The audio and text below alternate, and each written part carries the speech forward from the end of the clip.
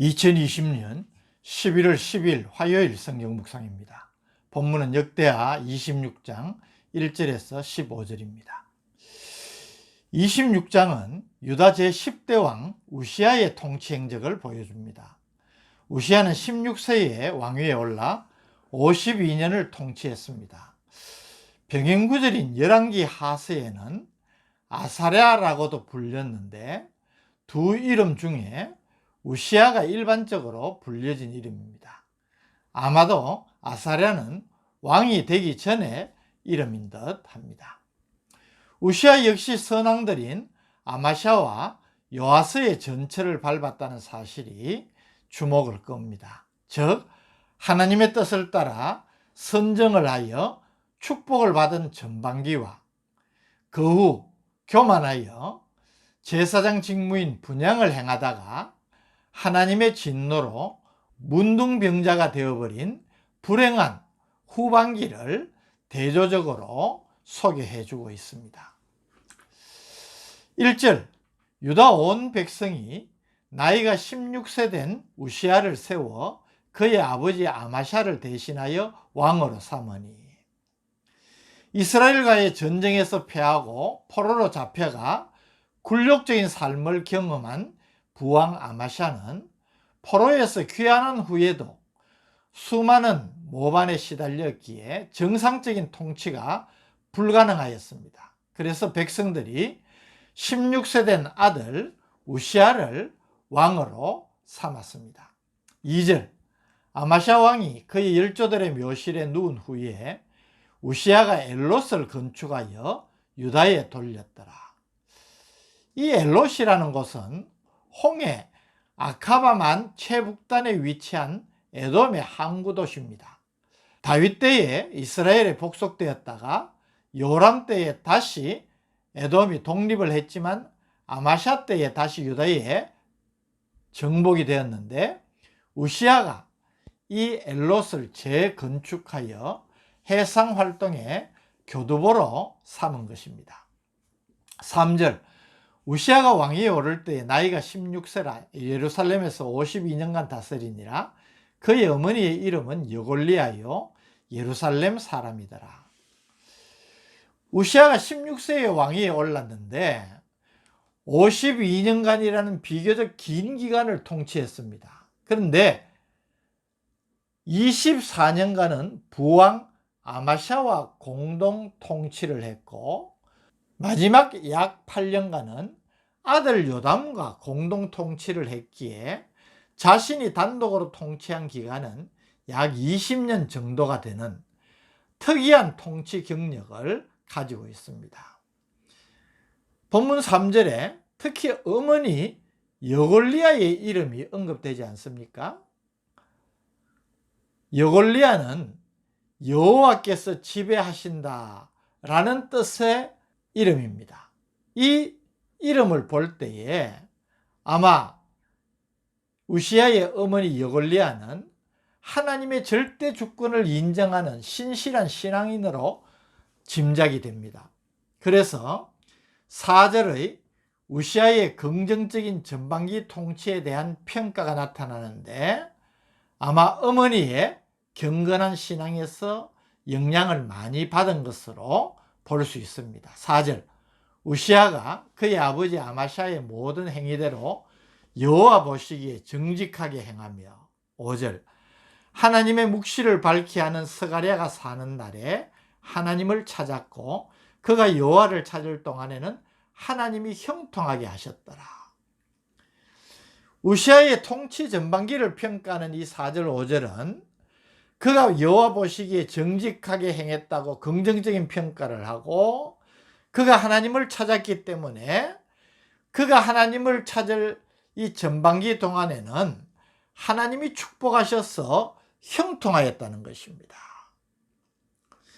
이 형통의 축복을 누릴 수 있는 비교적 믿음의 길을 행한 데에는 어머니 여골리아와 또 5절에 하나님의 묵시를 밝히 하는 스가랴가 사는 날이라 하여서 영적인 지도자의 역량이 지대했다는 사실을 우리가 주목할 수 있습니다. 그래서 자녀들에게 있어서 그 부모의 영적인 영향력, 또 성도들에게 있어서 교회의 지도자들의 선한 영향력은 너무나 중요하다는 사실을 다시 한번 기억해야 합니다. 6절에서 15절은 우시아가 하나님의 축복을 받아 크게 번영한 것을 우리에게 보여줍니다. 6절은 우시아의 블레셋 정복에 대한 기록입니다. 6절, 우시아가 나가서 블레셋 사람들과 싸우고 가드 성벽과 야브네 성벽과 아스돗 성벽을 헐고 아스돗 땅과 블레셋 사람들 가운데에 성읍들을 건축하며, 우시아가 우선적으로 블레셋을 정복한 것은 블레셋이 여호람 때에 유다를 침략해서 예루살렘을 약탈했기 때문이라고 봅니다. 그래서 우시아는 블레셋의 주요 성읍인 가드, 야브네, 아스돗을 정복하고 아스돗 성읍을 새롭게 건축을 하였던 것입니다. 하나님의 도우심으로 우시아는 블레셋뿐만 아니라 아라비아와 마온까지도 정복하여서 영토를 확장했습니다. 7절, 하나님이 그를 도우사. 하나님이 그를 도우사. 블레셋 사람들과 구르바알에 거주하는 아라비아 사람들과 마온 사람들을 치게 하신지라. 정복하게 했다는 것입니다. 또 암몬 족속은 알아서 조공을 바칠 정도로 우시아는 명성과 위세를 크게 떨쳤습니다. 8절, 암몬 사람들이 우시아에게 조공을 바치매 우시아가 매우 강성하여 이름이 애굽 변방까지 퍼졌더라. 또 우시아는 예루살렘의 성문을 망대를 세우는 등 견고하게 정비를 하고 농업에도 많은 관심을 기울인 것을 보여줍니다. 9절, 우시아가 예루살렘에서 성모퉁이 문과 골짜기 문과 성구비에 망대를 세워 견고하게 하고, 10절, 또 광야에 망대를 세우고 무릉덩이를 많이 파고 고원과 평지에 가축을 많이 길렀으며 또 여러 산과 좋은 밭에 농부와 포도원을 다스리는 자들을 두었으니 농사를 좋아함이었더라. 우시아는 또 군대를 재편성하여 조직화했습니다. 11절, 우시아에게 또 싸우는 군사가 있으니 서기관 여이엘과 병령장 마세야가 직접 조사한 수요대로 왕의 지휘관 하나냐의 휘하에 속하여 때를 지어 나가서 싸우는 자라. 이것을 좀 우리식으로 현대적으로 표현하면 하나냐를 사령관으로 전체 부대를 오늘날 대대, 연대, 사단 이런 체제로 편성하였다는 의미입니다. 우시아 시대에는 30만 7,500명의 군사가 있었고 이들을 지휘하는 2,600명의 족장이 있었음을 12절 13절이 보여줍니다. 족장의 총수가 2,600명이니 모두 큰 용사요. 13절, 그의 휘하의 군대가 30만 7,500명이라 건장하고 싸움에 능하여 왕을 도와 적을 치는 자들이며.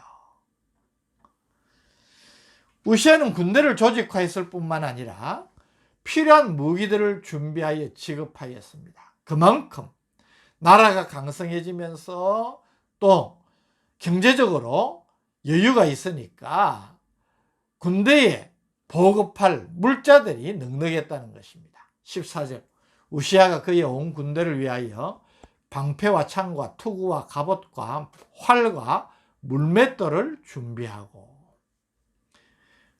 특별히 우시아가 원거리에 있는 적을 공격하는 무기인 투석기, 즉 일종의 대포를 만들게 해서 망대와 성곽위에 비치함으로 적이 공격할 때에 그들이 가까이 오지 않아도 멀리서 저들에게 돌이나 무기를 날려서 효과 있게 적들의 공격을 방어하도록 했다는 것입니다. 15절, 또 예루살렘에서 재주 있는 사람들에게 무기를 고안하게 하여 망대와 승과기에 두어 화살과 큰 돌을 쏘고 던지게 하였으니 그의 이름이 멀리 퍼지면 기이한 도우심을 얻어 강성하여짐이었더라.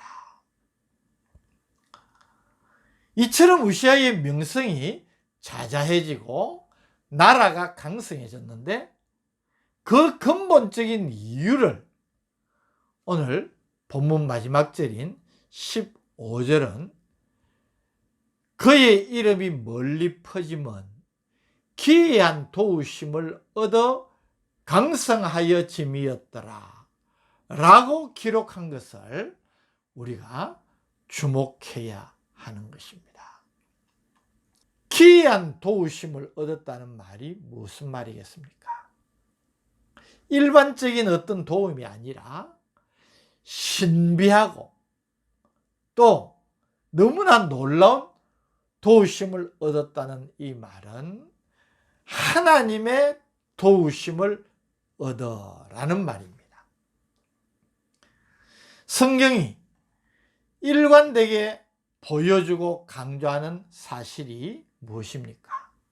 그것은 하나님께서 함께 하시고 도우실 때는 승리하는 것이고 죄로 말미암아 하나님께서 떠나실 때 도와주시지 않으실 때 하나님께서 외면하실 때에는 실패하는 삶을 살 수밖에 없다는 것이 성경의 진리인 것입니다.